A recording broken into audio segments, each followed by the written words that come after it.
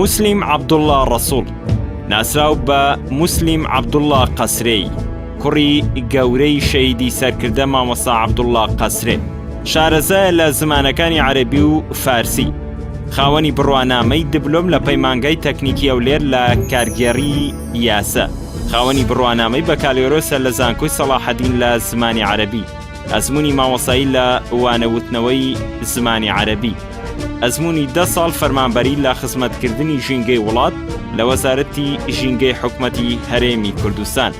بەشداری لە دیبەیت و سیمینار لە بواری ئازادی ڕادەربڕین لە ڕێکخراوە ناحکومیەکان بەشداری لە جۆرەها خولی پەرەبێدانی توانای تاکە کەسی و مرۆی کردووە.